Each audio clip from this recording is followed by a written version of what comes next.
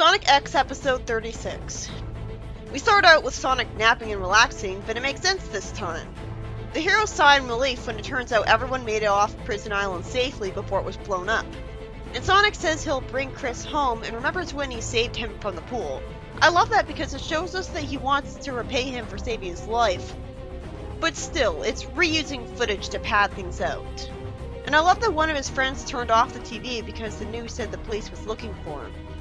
I wish his friends in Fleetway were that considerate to him.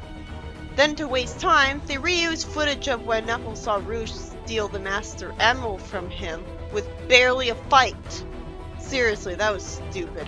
Why didn't they just have her beat him in a minute-long fight? Knuckles discovers the pyramid, and Chris stares at Earth from the Ark. I really have to wonder why Shadow is keeping Chris with him. Oh right, he doesn't know where to teleport Chris. He's never been in Chris's house, so he can't teleport him there. Then he's naturally scared when Shadow looks serious, but he always looks serious. And Shadow's naturally reminded of Maria because Chris is standing there with him looking in space. This makes much more sense to remind him of that than Rouge being with him because Rouge is almost nothing like Maria.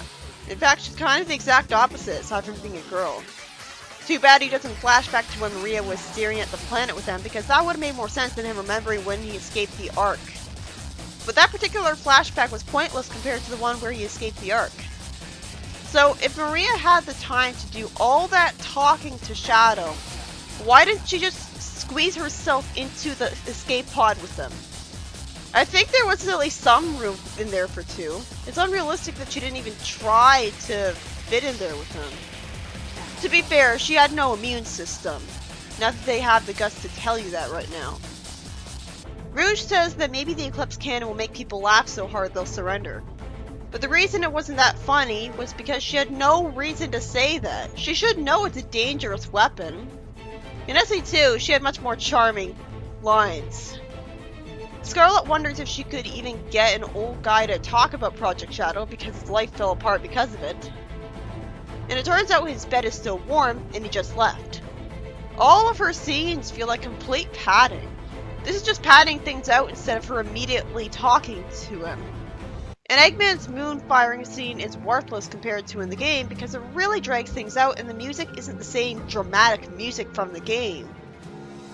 And the cutscene presentation is just not nearly as good. Though it does do a great job of sounding scary when the Ark reveals itself from its meteorite disguise. The music's loud and intense, so that's good. But lasers don't move that slowly. It would be an instant, wouldn't it? And then the moon gets blown in half, which promptly ends the world. No, that would never happen. Instead, it gets blown in half with no consequences. Not even shards of the moon landing on the planet and causing destruction. This is the most threatening Eggman's been since Fleetway, but who cares, he's gonna lose anyways. It's not like he made himself all powerful. The plot's not as engaging as in the game, and the extra bit that could have made it engaging was making the plot more original. Instead, the only thing original is Chris. I could have sworn that I saw a small clip of Shadow in this show when I was a kid, but I never went on to watch the show because it was the middle of an episode or something, and I didn't know what the schedule for the show was. I wish I could have known how I would have felt about the show if I watched it as a kid, instead of as a cynical adult who's just thinking, ugh, this adaptation is so samey and disappointing. The game's cutscenes are way better, but when I was a kid I never watched the game's cutscenes because they would have made me feel something.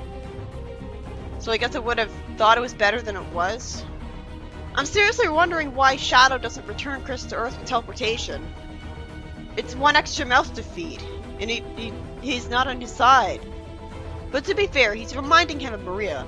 He even has a flashback of Maria staring at the planet because of him, which you'd think he'd have first. So no wonder he keeps Chris around.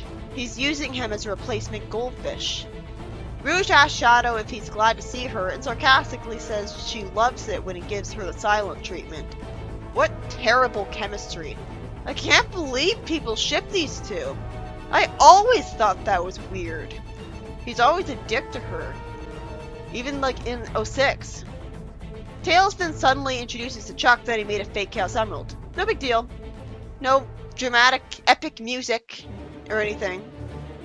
At least it feels less cheap when he introduced it earlier, because it'll show up again later, and there was a scene before it, but we should have seen him inventing it. Priorities.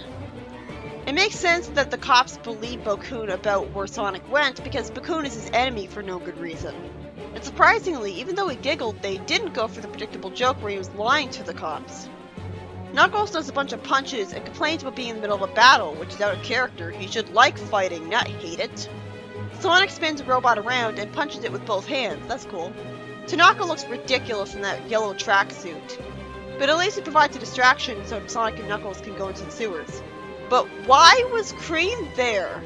What was the point? It's out of character at this point for her to not be in Chris's living room where she's safe.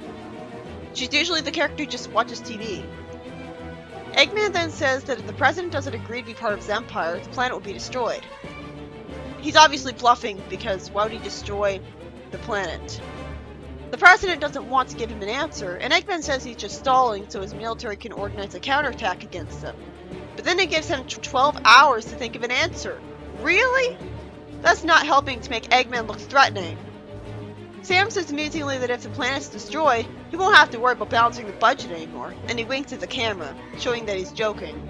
I actually giggled from that. Topaz says she'll follow the heroes into the pyramid base, as I wonder if Eggman threatened people with robots to force them to let him build a base in an ancient historical monument. We should have seen that to give Eggman a threatening villain moment. Amy asks Knuckles if he's been pretending to be a treasure hunter all this time, and Cream says maybe he's not a very good one. That was actually amusing. And I love that you said that, since it's lampshading how rare it is for him to treasure hunt. It's self-awareness of the fact that him being known as a treasure hunter came out of nowhere. Out of nowhere, when Knuckles is about to punch Bokoon, he decides not to and focuses on looking for the key instead. You know, it would have made more sense if he explained that he doesn't think Bokoon's a threat. And he runs from the egg golem, which he'd never have to do if he just punched Bokoon like the violent hothead he is. He says he got the door open, but we never saw him earn getting the keys. That's underwhelming. Sonic jumps and runs along the egg golem, and it grabs him with his fist and throws him into the wall, and he has some difficulty getting up. I love this because it's actually being original. It even spins its body a little bit. Finally, Sonic knocks it over, and Sonic lampshades. That was easy, but fortunately Bokoon has it stand back up, and it turns out that it's holding Topaz because being grabbed by Robot's fist is all she's good for. Then Tanaka comes out of nowhere and steals his controller, and he makes it release Topaz and run after Bokoon, whose voice is kinda grating as he whimpers running away from it. I love this because the egg golem isn't stuck in one place the whole time. Instead it's being logical by running after the heroes to be actually effective as a boss fight. Tails lands the plane inside the opened up roof of the pyramid. I feel awful for that pyramid seeing its roof all opened up. That's really humiliating to a historical monument. Tails is told that only two of them can ride with him in the plane if he wants to get Chris back, explaining why they decide to use the space shuttle instead of Tails' space plane. And Tails lampshades they did all that work for nothing. If the writer knew Tails wasn't being helpful enough, he should have fixed that problem. I mean, he doesn't have a single mech level in this whole anime. Topaz says she'll babysit Cream and Cheese, and they take the space shuttle as I think of how useless Cream was in the story, which defeats the whole purpose of adding her to the plot of SA2. She can fly! She has a child that can home in on enemies. So this episode was about the heroes breaking into Eggman's pyramid base pathetically easily. Seriously, I just remember them walking in, and I don't even remember Knuckles finding any keys. I love how original the fight with the egg golem is. It actually chases after the heroes. And actually Sonic can't just outrun it, leave in the dust, because he has to defeat it before it hurts his friends. I like that the action scene was of a decent length for a change, and it does make sense that he defeated it by knocking it over once, because he was using its large weight against it. And we have a lot of filler scenes with Chris reminding Shadow of Maria. Although technically that isn't filler because it's developing Shadow's character, making him have a loved one in the past, which is what made him the best Sonic villain, but still, they don't do anything. And Cream's presence here at all was really out of character. But I love that Tanaka did something. Every time he acts wacky or looks wacky, I feel like the show's trying too hard to be funny. It feels out of place. I have a hard time believing someone in his position would be like that. He's all serious about his duty to protect Chris, but then he acts wacky and confident against robots he can do nothing against. At least they're trying to make him entertaining. Sadly, I feel like more than half of the episode was pointless padding, and the fact that I completely forgot what happened in it proves my point. Who cares about what Eggman did in it? It led to nothing. I saw him threaten the president in his limo, and immediately was reminded of how in Archie, when the president told him no, he decided to remotely take control of his limo and try to kill him so his successor would work for him. And that was way more competent of him.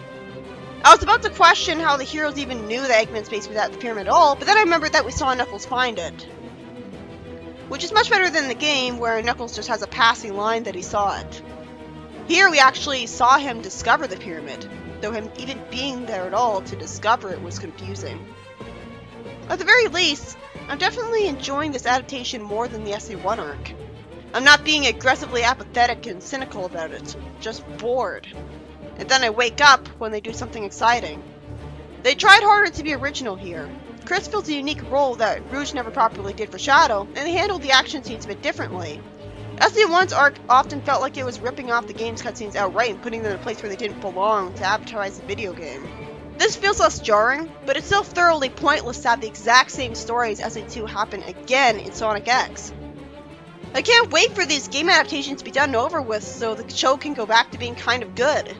At least when I had a different plot every episode, I was a lot more engaged because I was experiencing something new, which is the whole reason I went to other continuities in the first place.